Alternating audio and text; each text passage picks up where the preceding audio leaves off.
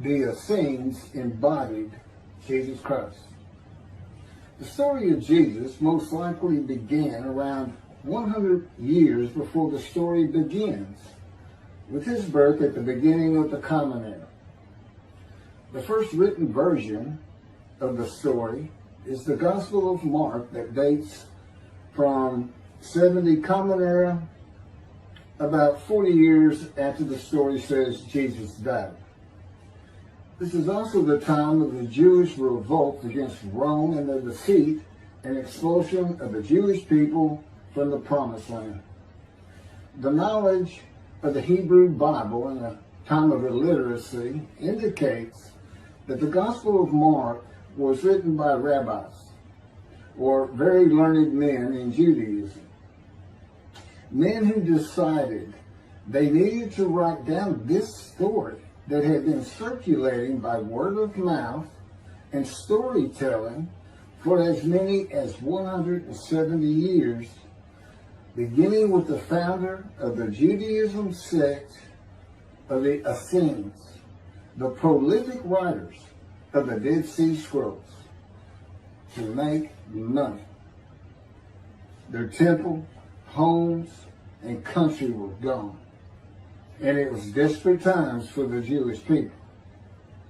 The name of the founder of the Essenes was with a capital T, the teacher of righteousness. That was his name, the teacher of righteousness.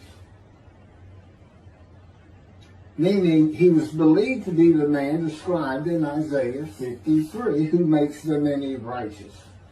The man Jesus claimed to be. According to the oral story that most likely began 100 years before the Common Era, BCE, with this man called the teacher of righteousness, who established a sect of Judaism known as the Essenes, this teacher of righteousness who fought with a wicked priest. All this information is in the Dead Sea Scrolls. Fought with a wicked priest. Did not like the way the temple was being run. Did not like all the sinning going on in Jerusalem, and did not live there, and despised riches and the material things of the world, just like Jesus, who also claimed to be the teacher of righteousness. The oral storytellers, who were diverse and from different backgrounds, ethnicity, and ability, captured the imagination of the crowds with their oral skills and would earn their livelihood from donation of money and goods in the age of antiquity. Few could read in a world where literacy was restricted to just a few, and this did not begin to change until the Middle Ages. While the earliest forms of written communication date back to about 3,500 to 3,000 BCE, literacy remained for centuries a very restricted ability closely associated with the exercise of power. Schools in ancient Israel, if any existed, served only the sons of the rich and the religious elite. Storytellers in general would be very learned men, captivating the imagination of the crowds at the gates and the meeting places of Jerusalem, with tales that people of a harsh and brutal time wanted to believe in. A time when medical treatment was primitive and life expectancy was 30 to 35 years, averaging those who died at birth to those who died with long life into their 70s and beyond. A time when people believed in mythical gods and gods who were men and making sacrifices to gods for favor and for safety, healing, long life, crops, and fertility. The Dead Sea Scrolls are generally thought to have been produced by the Essenes. No one really doubts it anymore. And the Essenes are a group that protested the way the temple was being run. Many of the Essenes went to the cliffs and the caves east of Jerusalem by the Dead Sea, known as Qumran, to prepare the way of the Lord, following the commands of the prophet Isaiah. Today, in this day, the day of the Lord, because the land burns again, the Jewish people have returned, and Jerusalem and the ruined cities have been rebuilt, Elijah clears the way for the Lord. They went to Qumran to get away from the sinning of the people of Jerusalem and the ways of the religious elite at the temple, which would have been Pharisees and Sadducees. The Essenes are never mentioned. They're never mentioned in the New Testament. Now, they are prolific writers. And they had their own gate. They had their own gate throughout the life of Jesus and for 40 more years until Jerusalem was destroyed. And that in 70 Common Era, when everything was being destroyed, that's when they put those scrolls deep into pottery, big pottery, and buried them. That's what kept them from disintegrating into dust. And if you ever look it up, I mean, when I say prolific, there must have been many people, they were copyists. But they also did, well, I'm going to get to it. They made commentary on the scrolls. One of the first leaders of the Qumran community, again, was the teacher of righteousness, identified in the Damascus document and the Habakkuk Pesher. A Pesher is a type of commentary in Hebrew. In the Pesher literature, the teacher of righteousness is presented as a founding figure who directly clashed with an opponent called the wicked priest. Of course, we all know what Jesus went through with the religious elite, Sadducees, Pharisees, and the high priest. This was the wicked priest in his day, 100 years before the birth of Jesus. The man described in Isaiah 53 is often referred to the teacher because of verse 11, where God says, verse 11 of chapter 53 of Isaiah, where God says, "My righteous servant makes the many righteous." The teacher of righteousness and his followers left a library of information on his teachings, himself, and Scripture, and would seem to be the first of many men to claim or to be claimed by others that the man described in Isaiah 53. Jesus is not even the last. No, he's not. But, I mean, he's not even the last. The Hebrew noun pesher is found in the Hebrew of the Qumran scrolls in the sense of meaning, explanation, interpretation. It is similar to a midrash in the Talmud. Various biblical texts were deemed prophetic and were subjected to pesher interpretation, even when appearing in non-prophetic literary context. The copy of the pesher of Isaiah dates to the beginning of the 1st century Common Era. The pesher of Habakkuk attributes this technique to the founder of the community, the teacher of righteousness. In other words, this pesher is written during Jesus' life.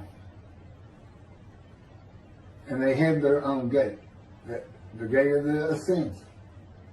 The Qumran sect, like the broader Jewish movement from which it sprang, took a critical view of the established orthodoxy of its time, believing Israel to be under divine judgment, regarding itself as the true remnant of Israel and awaiting its imminent vindication. at the, quote, end of days. At the end of days, evil would cease, the wicked would be destroyed, and the righteous would live under a divine blessing.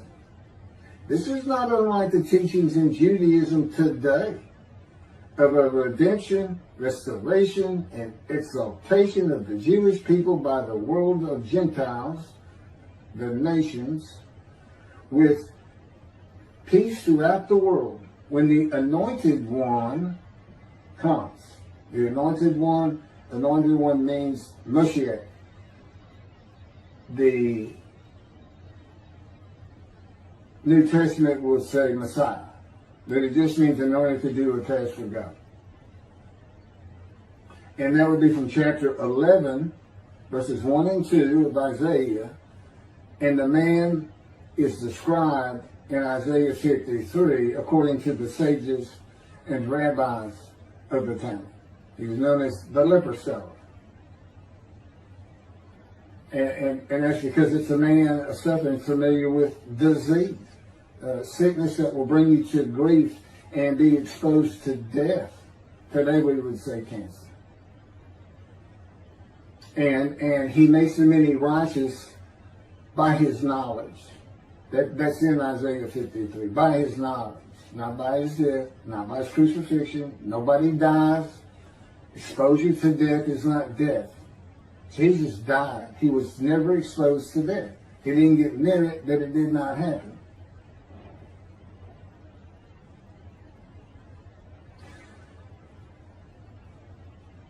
This time that the Essenes were waiting upon, that they thought was imminent, did not happen for them. And it is this teaching that Jews for Judaism uses in the analysis that Isaiah 53 describes the Jewish people as God's righteous servant, as one man, Israel. The persecution of the Essenes and their leader, the teacher of righteousness, probably elicited the sect's apocalyptic visions. These included the overthrow of the wicked priests. Jesus pointed an accusing finger at the high priest and told him, "You shall see me return." Oh, it sounds threatening to me. The wicked priests of Jerusalem and of the evil people, and in the dawn of the Messianic age, the recognition of their community as the true Israel. Josephus Flavius describes this sect, the Essenes. This is a man living at the time. People wrote back then, but you can't find anything written by Jesus or about Jesus until after the destruction of the temple. He describes this sect, the Essenes, as one of the main three philosophical sects among the Jews, with a very detailed description. Excerpts from his book, Wars 2, chapter 8, include, this is in quotes, the third sect, which pretends to a severe discipline. These men are despisers of riches, and so very communicative as raises our admiration. And as for their piety towards God, it is very extraordinary. You would think that Jesus would have been in this thing. He fit right in. But again, we never hear a single word about these prolific writers.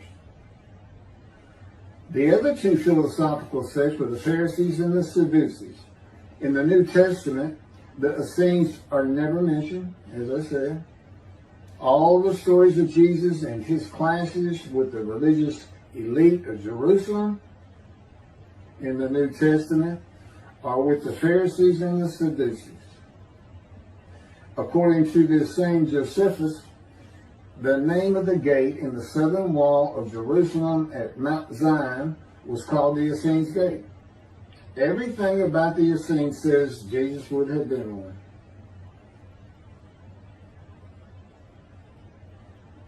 Peter and Paul, disciples later called apostles of Jesus, All said Jesus was the fulfillment of Isaiah 53 and the teacher of righteousness. All of Christianity does today. The Essenes, again, were writers and copyists and had their own gate in the southern wall of Jerusalem. The founding leader claimed to be the righteous servant, so did Jesus. It is impossible to believe that the Essenes had not heard of Jesus. It is impossible to believe they would not have gone to Jesus to question him and verify the stories around him and his claim of being God's righteous servant and right about him. Because they believed that their founder was the Moshiach and that the end times were coming. Moshiach, anointed one, described in Isaiah 53. They were great followers of the things Isaiah had to say, and there's a picture written on it during the life of Jesus. It's impossible to believe it.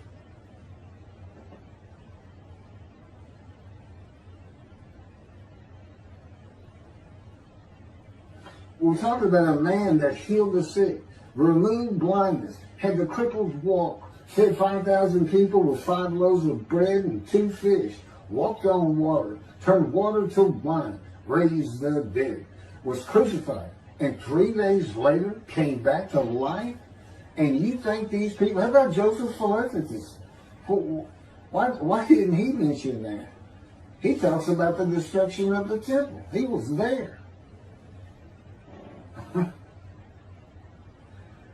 The Essenes were present in and around Jerusalem for 100 years before the birth of Jesus and another 40 or so years after his death at the age of 30 in the first written story of him and his life in 70 Common Era. There is not one word written by the Essenes of Jesus. There is no account in the New Testament of Jesus in an Essene.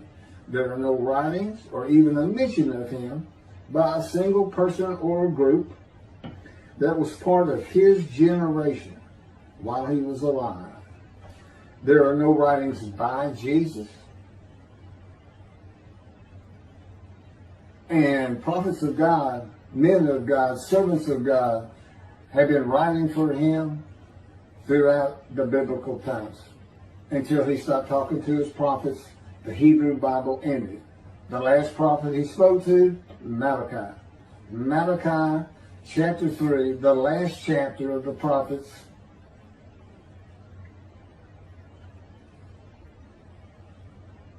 writes for God the prophetic announcement that he will return. He's going to come back. I've already talked about the 5 prophecies of Jesus of when he will return, and every single one of them was false.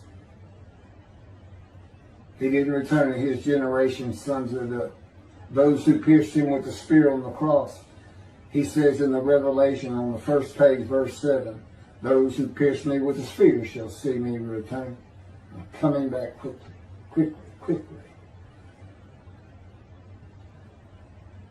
Nothing was written by his disciples. There are no writings by Herod or Pilate or any Roman newspaper, poem, or book of this man who healed the multitudes, fed the poor, walked on water, raised the dead, turned water to wine, was crucified and rose from the dead to human life, and then rose to heaven. That's where he's supposed to be returning from. While there are 3 Gospels under the names of 3 disciples, they are all considered pseudepigrapha. In Greek, that means falsely attributed. Writings which were attributed to authors who did not actually write them. And they were all written long after the death of Jesus, these Gospels, full of quotes and teachings from Jesus himself. Quoted parables, long speeches, Sermon on the Mount, long sermons that could not be accurate if passed by word of mouth. There is only one answer. The Essenes themselves, these writers and the storytellers of the day, had put this story together. And even though the writers of the gospel knew full well these rabbis were learned men of the Hebrew Bible, They knew it didn't really fit, but you know what else they knew? Nobody could verify it. Nobody could check them. Nobody could check them. Now, I just did a video on the deceptions. The deceptive, it covers just Matthew. And there's 3 different stories of him and deceits in every one of them that you can go look up now. You can verify these things I'm saying. I'm quoting them. I give the chapters, the books they come from. You can see Jesus change Zechariah, verses 9 and 10, the verses, from riding an ass into Jerusalem and being crucified, as Jesus said all the prophets said of him, to what the prophet actually said. You can go look at it. He said he's going to go and defeat Rome, defeat the enemy in Rome, which in Jesus' time, in Jerusalem, and be king of the world, which at the time would have been the nations of the Middle East. And he would tell them all to surrender. That's actually, that's part of the verse itself, verse 10. And he would defeat the enemy and have the nations surrender and be king from sea to sea, lands into ocean. You can't get more deceitful than that. You can't lie greater than that. You're manipulating Scripture, God's holy word, manipulating it, deleting a verse 10, telling your disciples, tell everybody these things. That's why he's telling them. Tell everybody these things. I'm going in. They're going to kill me. Okay. That's what the prophets say. Don't forget. And that's what he's doing.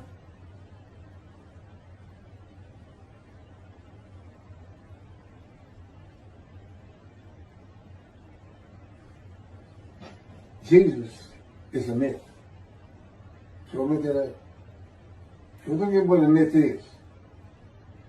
Believe me, it covers the New Testament. It covers Jesus.